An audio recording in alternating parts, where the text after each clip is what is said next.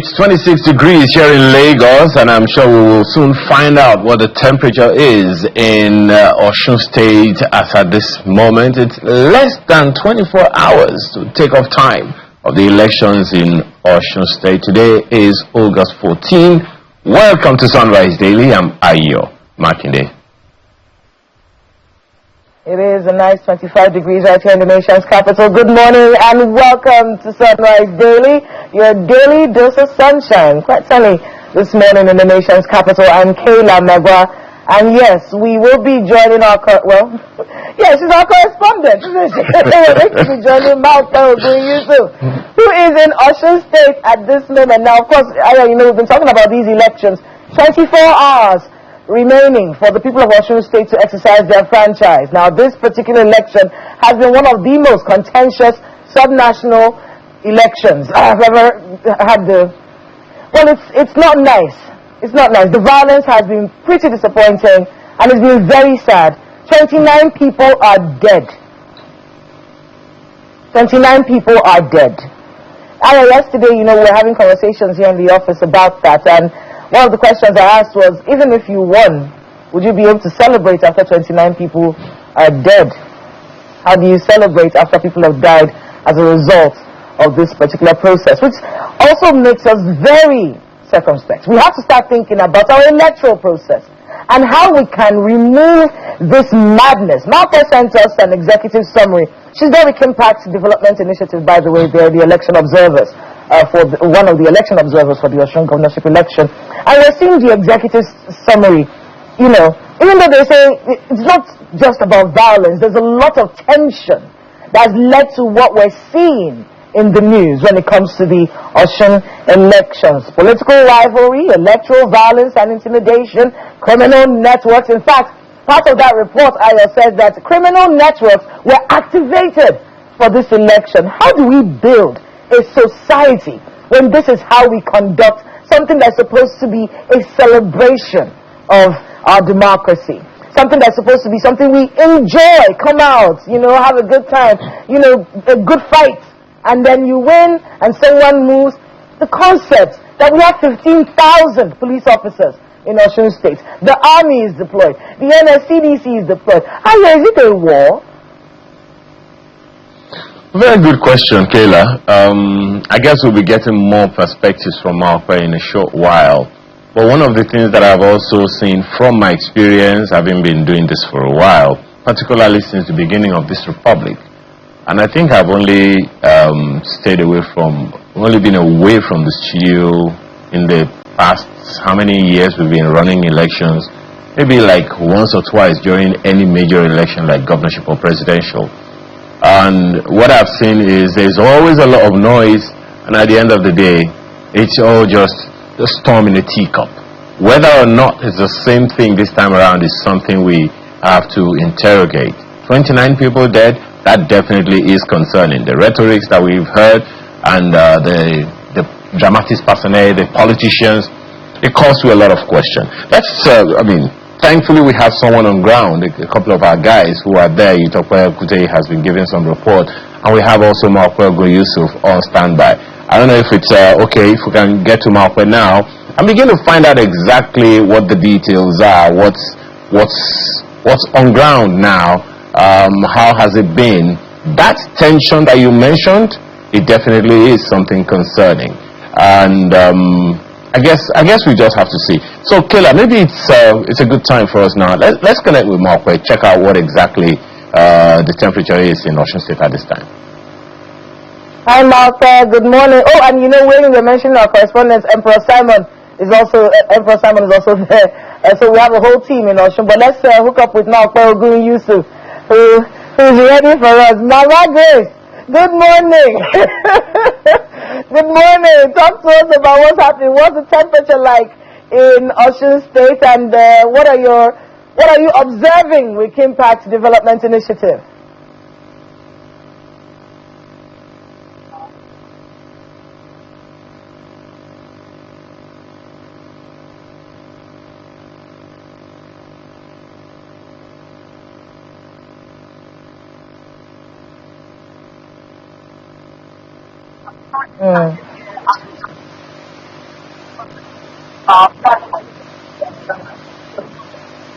All right, we're trying to see if we can get that audio worked out. We're barely hearing what Malta is saying right now, and I know that she has a guest standing there with her that we're going to be talking with, but we can barely hear her. So maybe we can get that. Maybe we can get that audio fixed while we're getting ready for that. Because we need to understand. Because I hear she's going to be talking to a security person that's going to be giving us an update on what's going on in Osun State. So while we're getting that audio sorted out, Aya, let's go back to what it is that we've been looking at. Kim Pacts, who is one of the observers that Malta has gone to monitor that election with. So they're saying that the violence in Osun State is becoming deliberate, organized, geographically concentrated, and strategic rather than spontaneous. So violence is increasingly used, according to them, to suppress turnout. And that's how it works. When the violence is so much, people don't feel like they don't feel safe. They don't want to come out, intimidating of voters, controlling campaign routes and politically significant communities, and disrupting the electoral administration. So we're getting that from Kim Pact Development Initiative. Then we also heard from Yada Africa yesterday, basically talking about, the statement, and that was one of the things that we talked about here on the program. That clip of our program yesterday has gone viral, where Amnesty International said Mr. Faraonsi's name will be sent to the 150 countries where Amnesty International is located. He actually said that to us yesterday. They're going to send his name so that some kind of denial of entry, some kind of disciplinary measure, and he was very clear. Mr. Sanusi was very clear yesterday. He said, we are going to use him as a scapegoat. It's going to be very important going forward that people in the political class, people who are part of the electoral process, are even more disciplined when they speak. No one says you can't hate people, but you cannot express the hate. You have to keep it inside of you. You cannot call people to arms and things like that. Even though that has been debated, he's been called to the police. He has said the video was AI. That is also being worked out. But while that is going on, the message about how we conduct ourselves and how we talk during an electoral campaign is one that has to be followed and respected. Remember, before this election, before any election in Nigeria, parties involved signed something called a peace accord. Now, we have to start strengthening the peace accord situation. What happens when a peace accord is broken? What happens when someone doesn't keep to the terms? The slap on the wrist cannot work anymore. But I think we have Malta Ogun Yusuf back with us. Good morning, Malta. Can you hear us? We couldn't hear you before. All right, Taylor, it is. I was talking about the climatic conditions. Technology just has a way around the things. It's a wonderful morning here in Osun State. 24 degrees Celsius in terms of the temperature. So fantastic weather. The clouds are rainy season as we know. We're hoping that it will be bright and beautiful. A lot of people of Osun State to come and vote tomorrow. However, you've been talking about the climate of fear that does seem to persist in insecurity. This morning, I'm standing with who is also here at the house. So we've been talking about different things of fertilization. Myself from the media, the security agencies, just to give a feel, to make sure that when eventually the observation who are working with eventually put the support together, every single aspect is covered. I'm sure you can hear the sirens being me. This is what we've been saying starting at this junction. Security vehicles have been passing every now and again from amongst us. AIJ, it's good to be here this morning. I'm sure that you were a little level someone coming into our show place yesterday, and you must have heard the deployment of security vehicles also coming into our show stages. And clearly that was difficult the last day of the campaign, especially since the VIPs in the town. But just apprehensive were you when you knew that you had to come to our show stage to be a part of the observation here? Personally, I was not apprehensive. Because I believe the build-up in the manner we have seen is a common characteristic of election friends in our country. And the most important thing is that we've gotten used to this kind of friends, so to speak, security threats, and of course, party preparation for all the parties and persons involved. But the most important thing is that the tensions are, fear is palpable, and from the deployment of the security apparatus so far, it does occur to me that everything will be under control. However, it's important to emphasize that the point here, we are in a part of the country where traditional authority holds sway and opinion of the government and irrespective.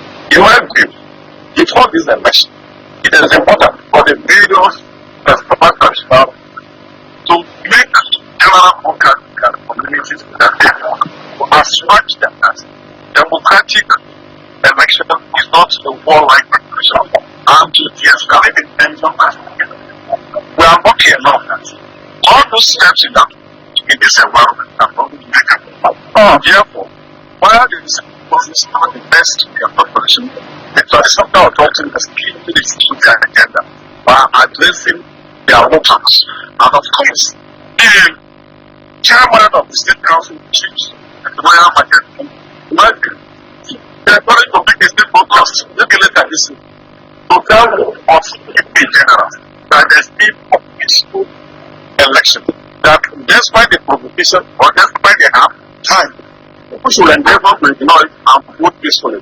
Because the most important thing is that the comportment of the populace, the comportment of the people matters. Under the worst scenario, if people are resolved in ensuring that the state is governing their outcome, I don't believe that there will be an external element that can say that is security. Therefore, security is local and the people here are highly and the community communal authority is very, very against this. Therefore, I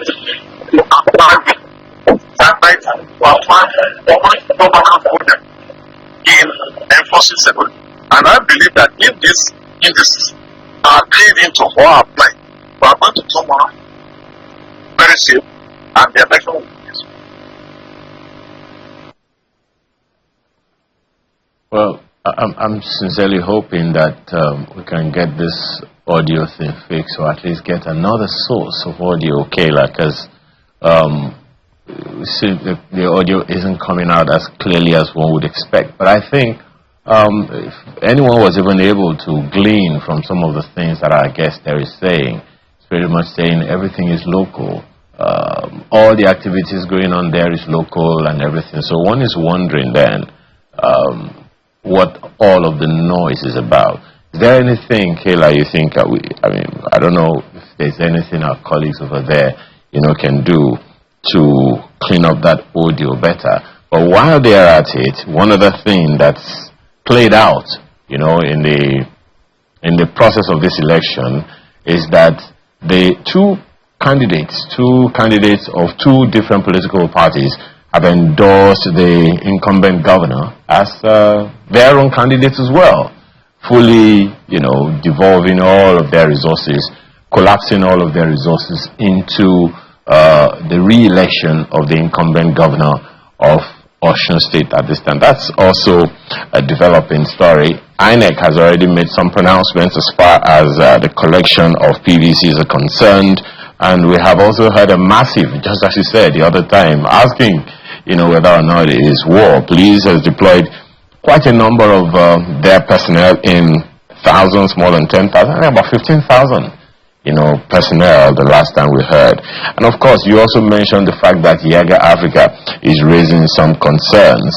And the orientation agency, National Orientation Agency, is also calling on voters to vote peacefully. Well, the voters want to vote peacefully. The question is whether the political class, the political activists, or whatever you want to call them, really do want the people to come out to do anything at all. Much less do it peacefully. Kayla.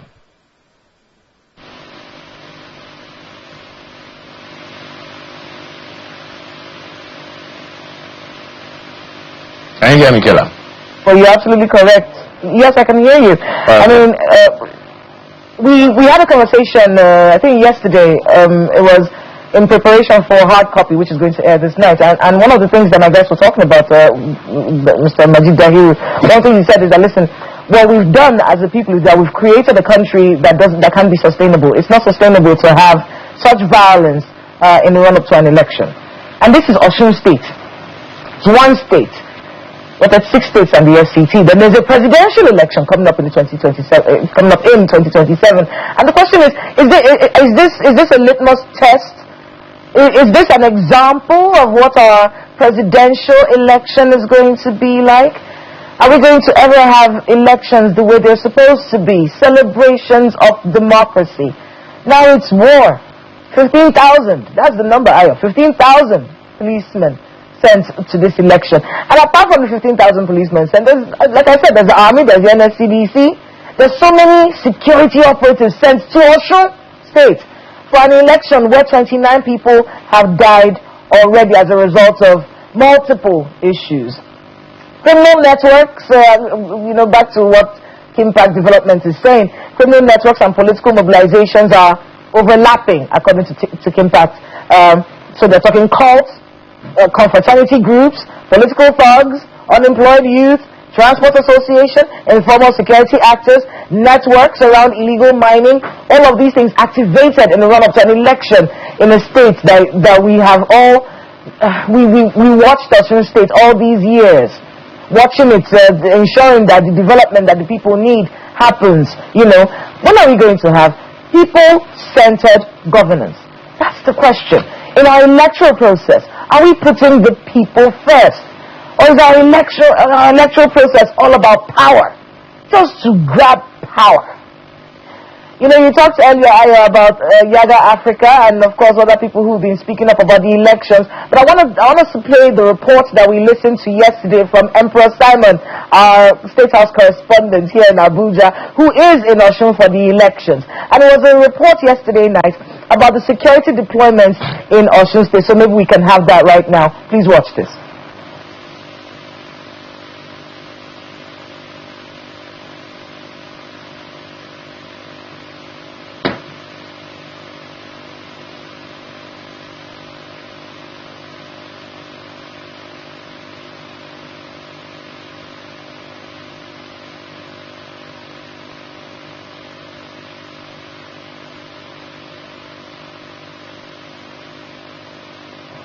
It's less than 48 hours to the governorship election in Osun State, and the Independent National Electoral Commission is dotting the I's and crossing the T's to ensure that the election goes as planned or as being expected by the citizens.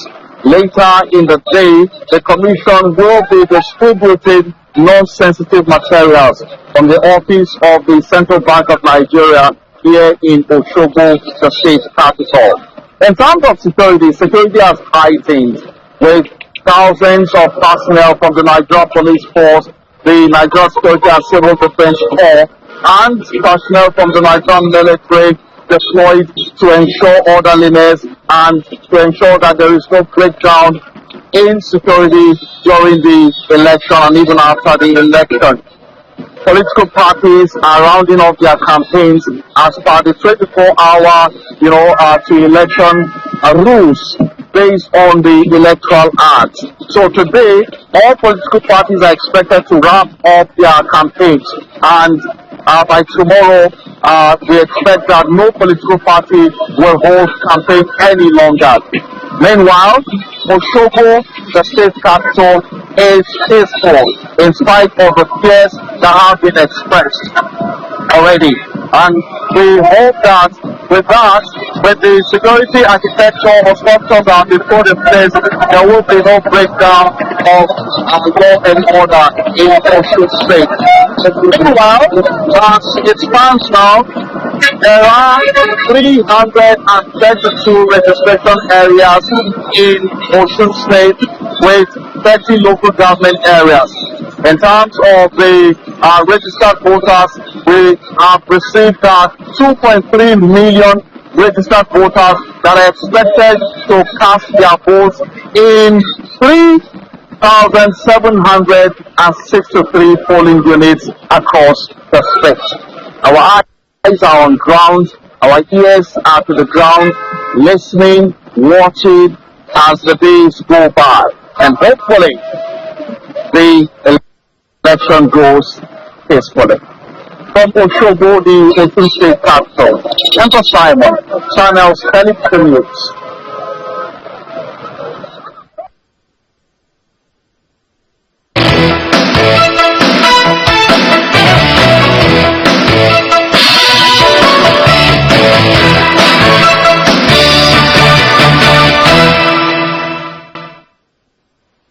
But several other issues to take on, and we're hoping we'll be able to reconnect with our colleague, Malcolm Yusuf, still in Osun State, Osogbo to be precise, because there are so many perspectives to get about what's happening and what needs to happen.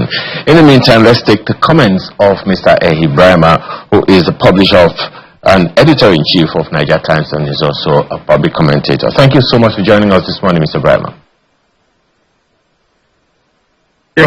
Thank you. How are you today? Very good, and I really wish we'd be able to say the same for our efforts of sustaining political and democratic processes in Osun State at this time. What are your thoughts? All the rhetorics we're having, not just from one person, but from quite a few others. What are your thoughts on what's going on right now in Osun State? I ought to be very honest with you. This is war, not an election in Osun State. Yes, Mark, I can see you. I'm speaking right now with Ayo. So basically, the situation in Osun State is deeply troubling. I am worried personally, in spite of the assurances of the President, Bola Ahmed Tinubu, that people should go out to vote without any fear. The whole of Osun State has been heavily militarized, over 15,000 military security personnel, plus civil defense. What is this all about? Is it just about desperation to grab power, or is it about serving the Osun State people? You know, as I said, I'm worried, and I think the stories from Osun State, they are very unhelpful in terms of intimidation, voter intimidation, in terms of turning Osun State into a killing field. A lot of people have died just because of one election, an off-cycle election. Maybe, as I've always noted in the past, politicians really don't care about us. They don't. That is the truth. They are more interested in grabbing power. I mean, this is without prejudice to the party that is there now, and the governor, all the parties are guilty. So the desperation is what bothers me, instead of focus, on serving the people. Now, I can understand the sentiment, because historically, what happened in 2022 and 4 years earlier just indicates that there is a serious contest for power. And the race, I must confess, will be very close. If we look at 2018 and 2022, it will be very, very close. So, and the major contenders obviously are Ademola Adeleke of the Accord Party and Oyebamiji of the APC, the All Progressive Congress. So, and understandably too, the party at the center, the APC, I'm sure they want to also add Osun State, into their collection of over 30 APC governors. So it's understandable why there's so much tension, but why should people die just because of one election in one state? And Osun State, 30 local government areas and about over 3,700 polling units. Let us have peace. Let us have a credible election. INEC has a major role to play. The security agency, the same thing. And we just hope that tomorrow we'll have a peaceful, free, fair, and credible election. For the same, because one of the things that have happened over time, Mr. Brahma, you might also want to speak to that, is that many times when an off-cycle election is coming, there's a lot of noise, a lot of rhetorics we're having now, but hardly do we hear of people dying and the kind of coarse language that is coming all the way from Osun State, simply because of, as you said, of an election. If it is not war, then why is all this happening? Let me quickly check, since you saw Markwe the other time, if Markwe is able to hear us now and if the audio from her end is better. Hello, Markwe.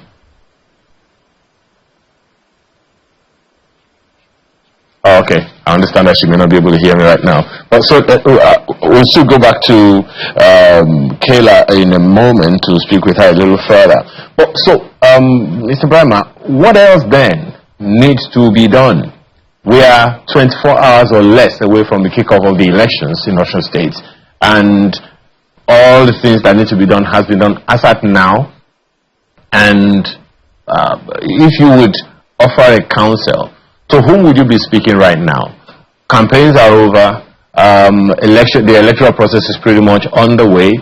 People are expected to go out and vote, and unfortunately, over time, we hardly ever had 35% or up to 35% of voter turnout in Osun State out of the 2.3 million voters that are there. What are the things that you think need to be done now to encourage more people to come out to vote? Yes, we know it's a global phenomenon. People don't usually come out to vote up to so significant a percentage, but we can do better, can't we? But there's so much fear already. Ayo, if you can hear me, there's so much intimidation. I will not be surprised if there's voter apathy. The people want to come out to vote. And I think the Osun people should be allowed to decide who their next governor will be, and their votes should count. Okay, we are talking about the critical stakeholders. At this time, the politicians are number one for me. Secondly, INEC. Thirdly, the security forces. And then, more importantly, and I'll place that at the bottom of the pyramid, the voters. Let these four quadrants come together in a mix that will promote a very transparent election. Everybody is a key stakeholder.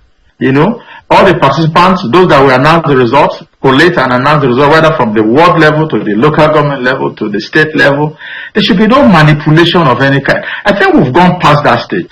The desperation to win is a major problem, not only with this election in Osun State. I think it's just a general disease with our politicians where they are so desperate to win elections.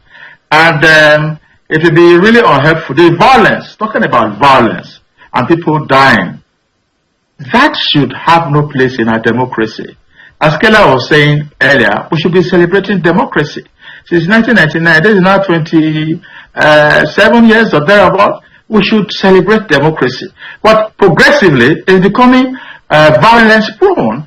And then we have merchants of violence, those promoting hate speech, those who are saying people must be killed because of election, and then nothing is happening to them. They should be cooling their feet right now, with the security agencies. I specifically, Senator Francis Fadausi, who said he was misinterpreted. I don't know why he has not been picked up. But if it were to be some other civil rights activists who said exactly the same thing, they would have been arrested by now and, put in detention. So clearly, a situation where you have some people who are above the law and they are, treated with kid gloves, just a slap on the wrist, it will not help our democracy or political culture. We are all equal before the law. So when people say you must kill others because of election, they should be arrested and prosecuted. And that's why I'm happy with the statement by Tony Ojukwu, Executive Secretary of the National Human Rights Commission yesterday. The interview he has made, petitioning the National Security Advisor, the Attorney General, Minister of Justice, the DSS, and I think the Inspector General of Police, saying there must be serious attention paid to this reckless statement by a serving senator from Osun State.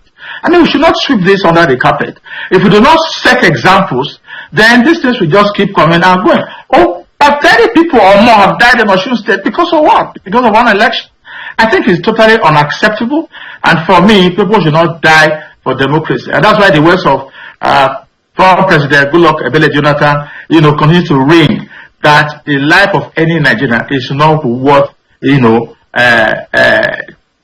fighting for any political office in this. Why should people die because you want to win an election? I'm sure that Kela has questions for you as well, and she also has issues to raise with Malkwe. Go ahead, Kela. Oh yeah, because Malkwe has been with us throughout the show. Malkwe, can you hear me now? And yes. So we need to get, because you see the conversation around the hot spots, very, very important one as we go into this election in the next few hours. So go ahead, Malkwe, and tell us what it is your guest is trying to express to us this morning.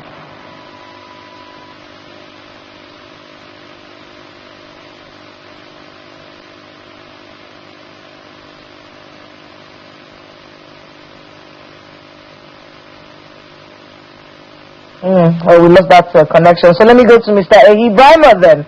Sorry about that. Mr. Ehi Brima, so, listening to the sentiments that you've been sharing since we got to you this morning, at some point, it didn't feel like it was worth it anymore.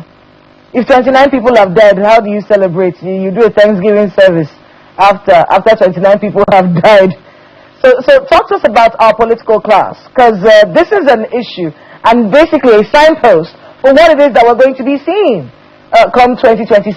Is this the kind of violence we'll be expecting across the country during the presidential election?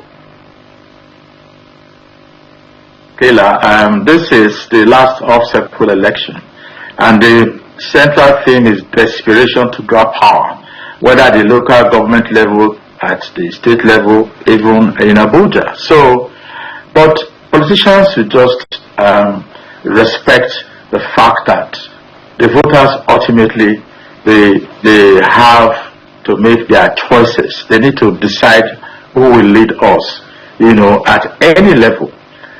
Now, what I've discovered as a pattern is one, voter intimidation, then which translates into voter apathy. And of course, we have weaponized poverty, generally speaking. And when you give people 5,000, 10,000, 20,000, or rice, or sugar, or milk, or gari, or bread, just to vote, I think this is 2026 for crying out loud. I just believe people will take those because people are hungry and they are poor. But you and I will not take 15,000 naira to vote for anybody. There must be a level of education and civic, enlightenment. People must know their rights. People must know that the power belongs to them, and they don't need to settle for 15,000 naira or a loaf of bread just because they want to vote for elections. And then, more importantly, you talked about 2027. 2027 will be a bigger deal. Osun State is just one, state in the country, and we have three contenders, major contenders in that election. Talking about the incumbent President Bola Ahmed Tinubu, and of course the former Vice President Atiku Abubakar, and we also have Peter Obi.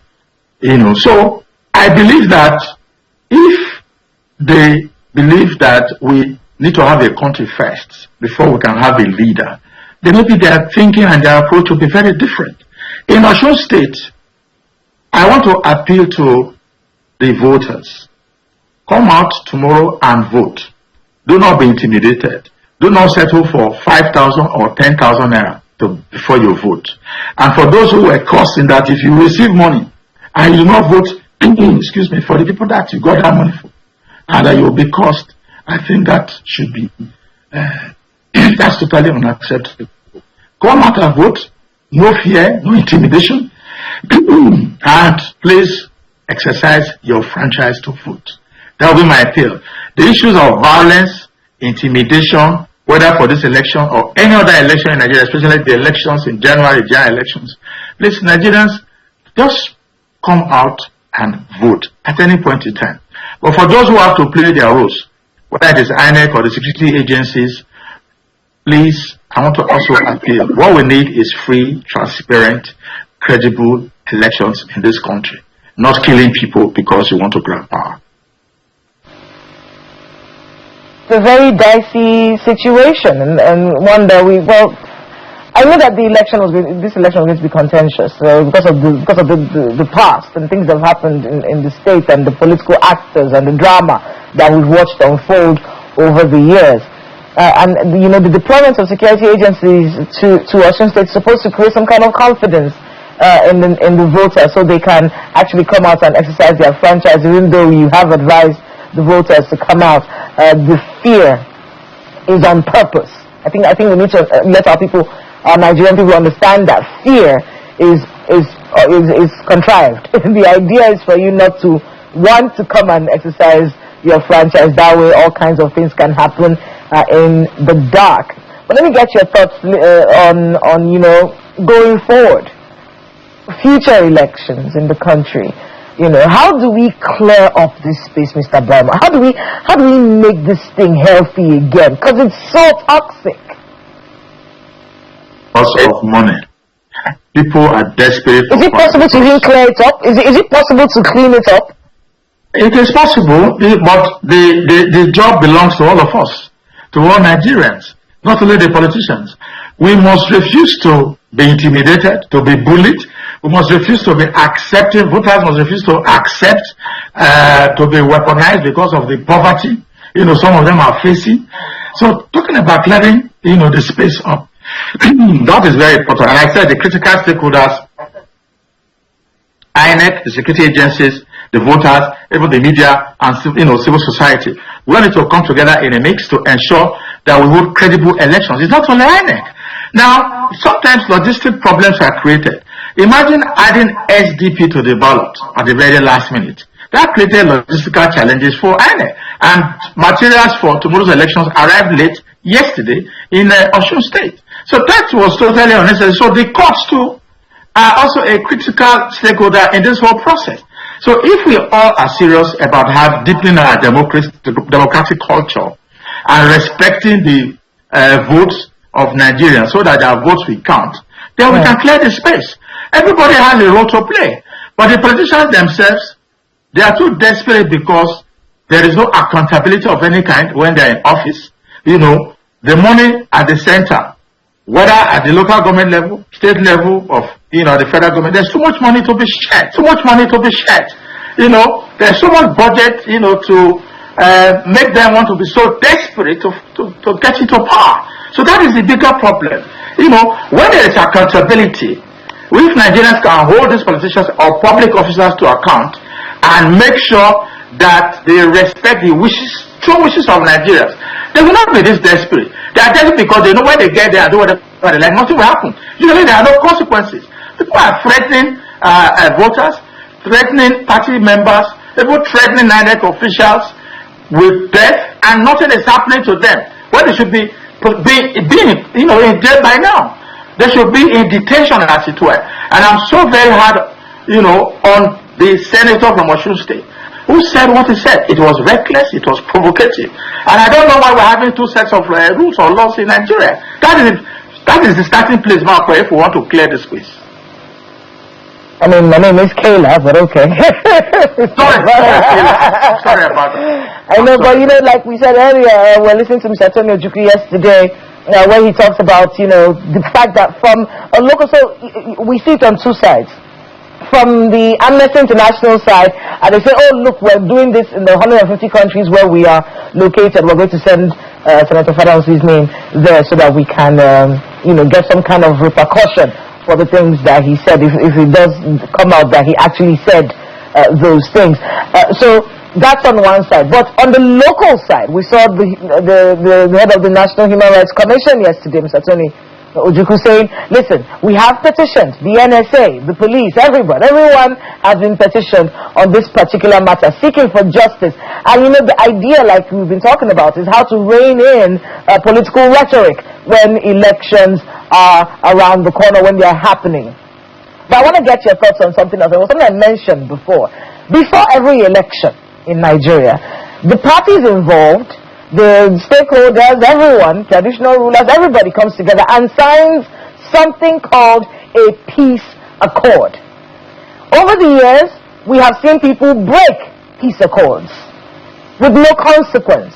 Do you have any thoughts on that? Do you think we should, maybe there should be some kind of punitive measure if you break a peace accord that was signed before the elections? And Mr. Brimer, just so we know, the elections are around the corner, just in a few hours, so we cannot call any political party's name and or anything like that right now. So in your response, maybe you can be careful about that. But do we strengthen peace accords? Do we start to get some kind of accountability from people who break peace accords when elections are happening in Nigeria? Kayla, thank you. Peace accord is a piece of paper, as far as I'm concerned. The idea is good to get the buy-in of all the politicians and the parties, for a peaceful conduct of elections. That is without violence, without provocation, without the use of hate speech, as it were, without voter intimidation. But like with everything we do in this part of the world, there is usually no accountability. People still go against the spirit and letter of the peace accord and do whatever they like, and there are usually no consequences. Peace of course is not supposed to be like an understanding. It doesn't have any force of law behind it. But ordinarily, you would expect that the politician who signed the peace accord, will respect what they have signed. I mean, the whole idea, to be very honest, if we are ready to build a great country, a decent society, 4 pillars are very critical, Kayla. The very first one is that we must continue to defend the public interest. And I think that's what Tony Ojukwu of the National Human Rights Commission is doing, and that's what I watched Sanusi yesterday, the country director of Amnesty International. Those are the kind of things they are doing. We must begin to hold people to account. That is defending the public interest. The second thing is transparency and accountability in public spending. We score 0, 0, 0 all the time there. What if you like, call it F9. The third one is upholding the rule of law. There can never be a decent society or a great country where there is no law and order. I mean, just give me an example. Okay? And finally, we must build strong institutions. If we can have these 4 pillars in place, Nigeria will be a very great country. And Nigerians are wonderful people. They are great people. All over the world, Nigerians are doing great things. But the desperation for power here is because the system that we operate allows it. So the peace accord is a great idea. I welcome it.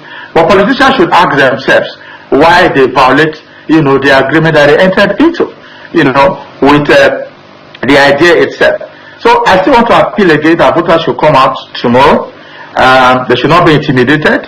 The Inspector General of Police has assured us, Mr. President has assured us. Those are very good statements, confidence-building statements. But there's still fear, because a lot of people have died. I am personally worried. Osun State now is like a theater of war, and the killing field, because we want to produce a governor. I repeat, it's going to be a close contest. If you look at what happened in 2018 or 2022, so it's going to be a straight 2-horse race, basically, between the Accord Party candidate and the APC candidate. I agree. From you, Mr. Brown, that this peace accord business is a waste of time. That's what I'm hearing from you. It's just that's what it is. It's a waste of time. But I didn't say the idea is good, but it's a bloody piece of paper because the politicians don't really care. If a politician can say kill people to win an election, and the man is still working free, he was already invited and slapped on the wrist. I mean, so what kind of country are we building? What example are we setting? What message are we sending to Nigerians and the rest of the world? The whole world is watching. We have international observers right there in Osun, the whole of Osun State. So what message are we sending to the world? That election is a do-or-die affair in Nigeria, that we can just grab it and run with it, or that all is fair in politics in Nigeria? No! This is not how it should be. And then we see democracy, democracy in other parts of the world, how elections are conducted. We don't shut down the space because of one election. And look at the people that have been mobilized for just one obstacle election in Osun State. Why is it so? I repeat, this shouldn't be a do-or-die affair. And if this is a pointer to 2027, then we need to work harder than what we're saying right now. We'll go on a short break right now. Just calculating in my head, Mr. Brimer, 15,000. Is it 15,000 policemen per state? Is that how we're doing elections? So how many policemen do we have in Nigeria? And how many are we going to use in 2027? 15,000 times 36. We'll do the math. When we come back from this break, we'll give you that figure. Stay with us.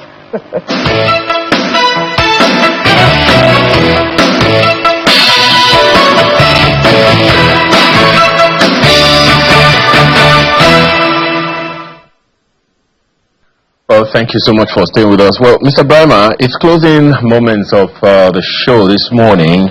I'm wondering, now all ACs are down, all ACs are out. Everyone is now streamlined to do one thing or the other. Now the onus, as you have said, is on the people of Osun State. But then there needs to be some confidence building. And who better to do that now, since no political party is allowed to do anything, than the National Orientation Agency and INEC itself, and maybe civil society organizations. How do you see them playing any role in this regard?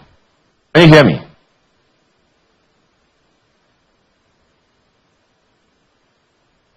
Oh dear.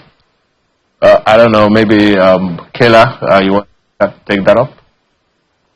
I can. Mr. Brimer, can you hear me?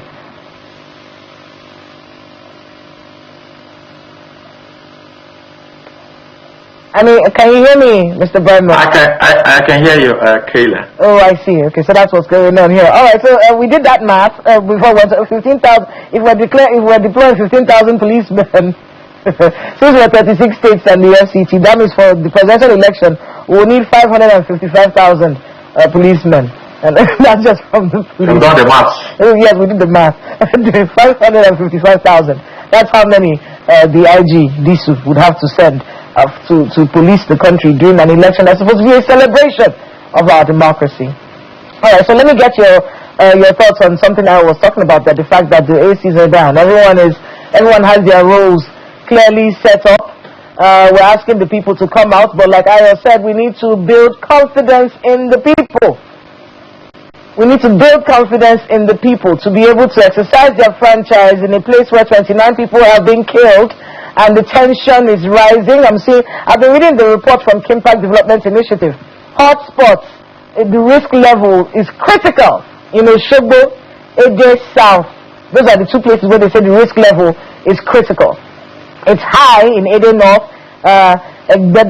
Please forgive me if I don't pronounce it properly. Iwo, and some other parts of the place, and then they put it in critical, high, moderate, and low. And altogether, according to Kimpact Development Initiative, 30 local government areas are going to be hot spots for this election. How do we get people to come out when they're scared? As far as I'm concerned, every local government, every polling unit is a hot spot and a flashpoint for our security agencies, because the tension is palpable. It is evident. All the reports leading to this election indicating that there will be violence prone. Some people will just stay at home. But those, of course, if you expect that some voters, a majority of them will still come out. I think we have about 1.9 million voters that picked up their PVCs out of slightly over 2.3 million registered voters in Osun State. So we don't expect everyone to come out. But I want to again appeal, like the president has done, that is to be expected, that they should come out. Hopefully, there will be no killings tomorrow. There will be no more deaths tomorrow. We've had enough blood already because of one elections. And the blood of these people will be on the hands of the leaders, the political leaders in Osun State. Because we don't need to spill blood because people just want to win elections. And I repeat, the elections will be very tight. It will be very close. Apart from having the highest number of votes, from the candidates to be declared winner, I think you also need to record at least 25% in quarter of the states, I think. So otherwise there will be a runoff. And for an election like this, that has a possibility of a potential of a runoff, I think this do or die phenomenon is what is on full display. It is about serving Osun people, or the people of Nigeria, generally speaking. I have my doubts because these politicians, they get into office and we all know what happens to their annual cycle of budget. Now that they are getting more money, I know some states that used to get like 3 to 4 billion monthly from Abuja, the FARC allocation, they're now getting like times 4. And it is why Mr. President, and in fairness to President Bola Ahmed Tinubu, he keeps on telling the governors, stop wasting money on flyovers, make the grass greener on the other side. And it's basically saying, pay attention to the people. Let us reduce the level of poverty. Let us empower, Nigerians so that they can live better life. The quality of life has deteriorated so badly, in this country. And with even more money going to the states and the local government areas. So what do they do with all these funds? We need to follow the money and be asking a lot of questions. And I think that has, a connection with this desperation, to win elections. Because they know that the money that they have to preside over, the budget they preside over, is huge every year. And for one person to make that determination, you can understand why it is a do or die affair every time. That's the time that we have this morning. Thank you so much for your time on the program. Mr. Ehi Brahma, publisher, editor-in-chief of Niger Time. Join us via Zoom. Thanks again for being with us on the program. Thank you, Kayla. Thank you, Aya. All right, it's Friday. The elections are tomorrow. Listen, what we're trying to do is build a nation. We are trying to build a Nigerian nation that is filled with Nigerian citizens who are respectful of each other, hardworking, and building their nation. That's what we're trying to do. Everybody has to get on board. Enjoy the rest of your weekend. I'm Kayla Megwa. We've got Business Morning at the top of the hour. And I'm Ayo Makinde. Just a quick one. We have Channels television crew all over Osun State, in the center, in the city center, and several other parts of the state. So if you see something, please go ahead and say something. The appeal has been made. The people of Osun, go out and exercise your civic rights, not just for today, but for the future. It's your right. I'm Ayo Makinde. Enjoy the rest of the day.